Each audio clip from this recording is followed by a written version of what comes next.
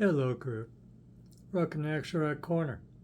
I'm your host, Richard May. Today, the Len Price 3. Misty Medway Magick. Yes, it is. A distinctive cover, I have to say. I like the color.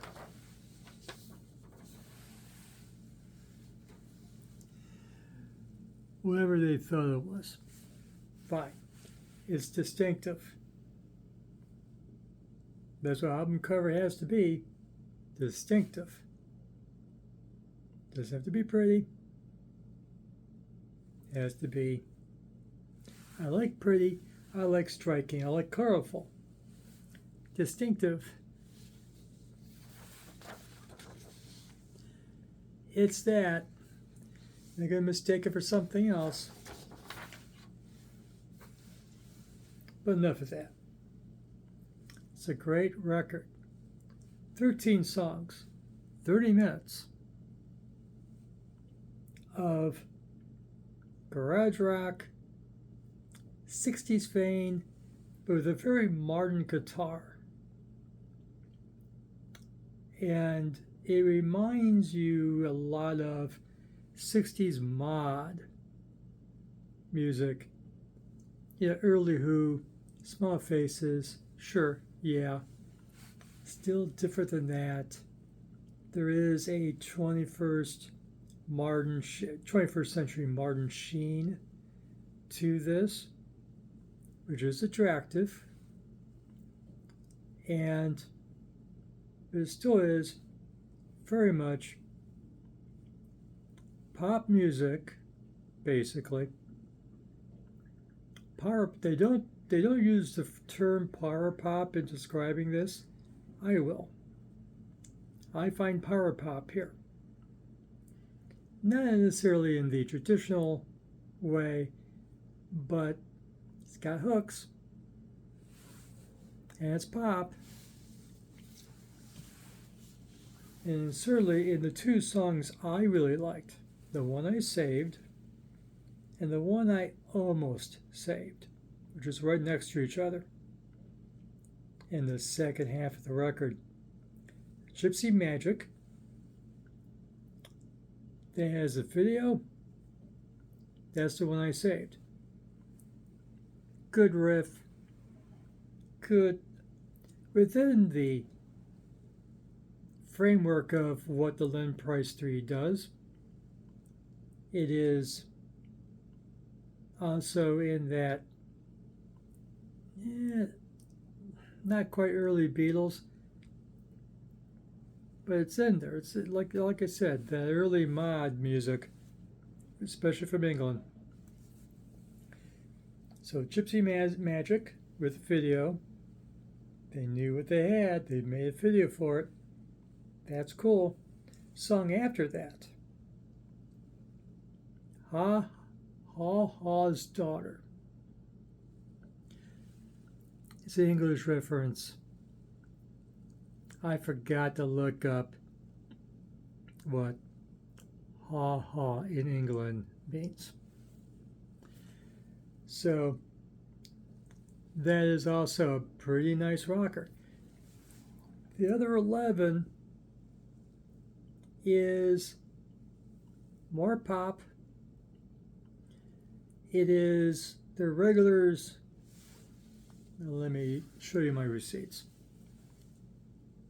I own physical, the Len Price 3 Rental Crowd record.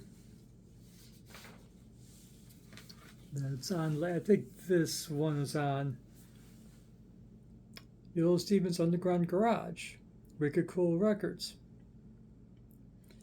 and run by Cleveland's own Kid Leo. This is where I first learned of the Len Price 3. And no one in the band is named Len nor Price, but there are 3 of them.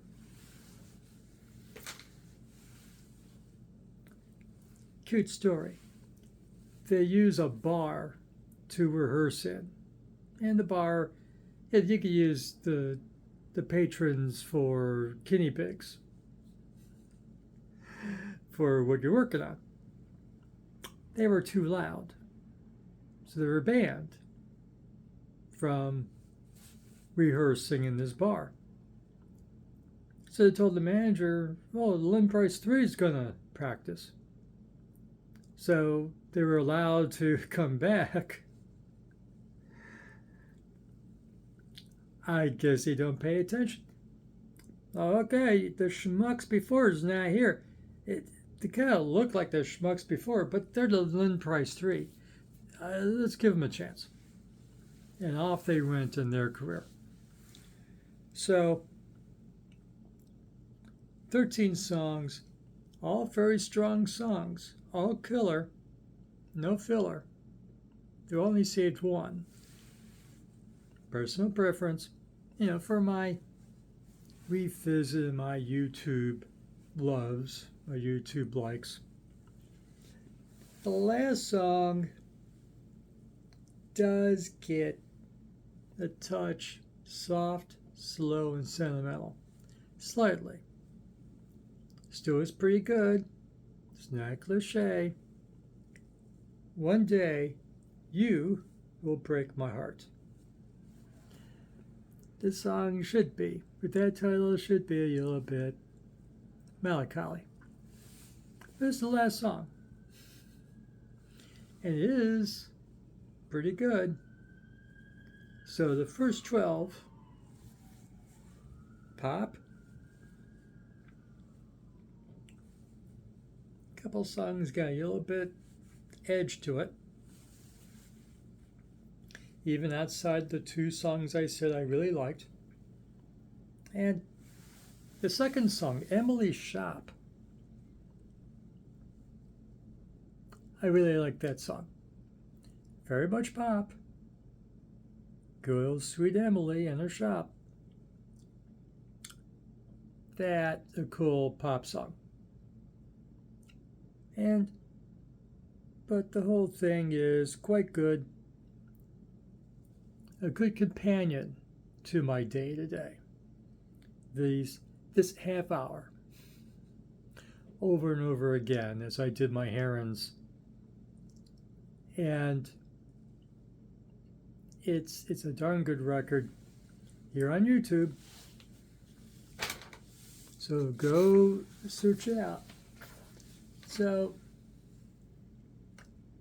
it's being characterized as garage rock. But they are regulars on the Little Stevens Underground Garage, which means pop. You get on the Underground Garage radio station, on Sirius XM, on their syndicated show. I guess it's still syndicated, right? And there's definitely a top 40-ish, top 40-ish, 60s, 70s vibe. That vintage. And, so there is very much a pop element to this. It's not edgy. They talk about 70s punk. No.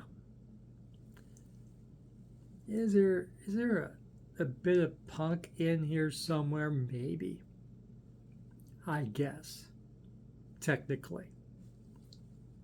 It is largely based on 60s pop, garage rock music with less edge than a lot of the 60s garage that I tend to like. Is edgy as the Sonics? Heck, no. Nowhere near the Sonics. And, you start combing through your 60s garage rock section. Gary Lewis and the Playboys or whatever else. It's in that category of pop music, and it's quite good. It is 2025 with a modern sound, well mixed, well done, regardless of what you may think of the cover. But hey, like I said, distinctive. Everything's, oh, and they're of course from England. If the reference to Medway was too subtle. And of course, Medway has a great garage rock scene going on there. So that's what I got to say about it. Go check it out on YouTube.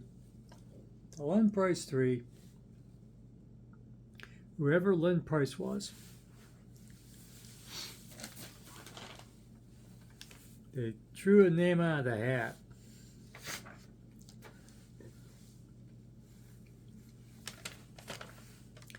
Good stuff.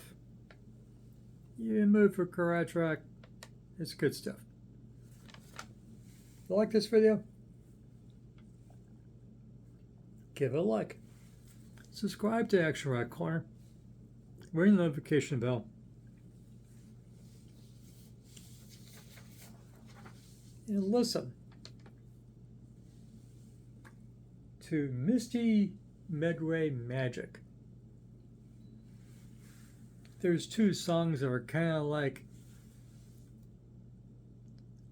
elements.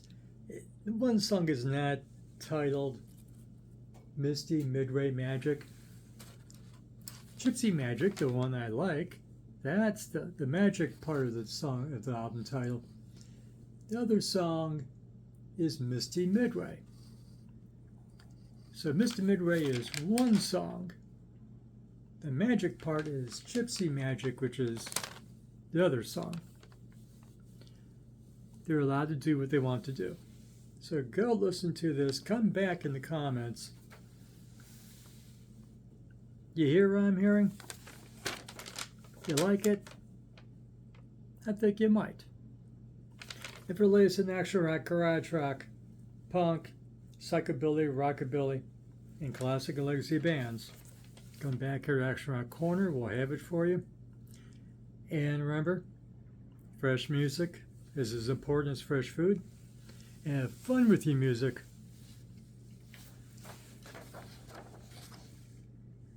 There's more fun records in my view, but this is fun. This was a fun record to go spend the day with. The album made me into a garage rock. Of course, I was a fan earlier, like I showed you. I've owned, Run a Crowd. This is only 2007. This came out, huh? Didn't even know there was the recent. We're within 20 years. Not bad. For as old as I am, getting within 20 years, within the century, is doing pretty well. So thank you for watching, and we'll see you again soon. Thanks.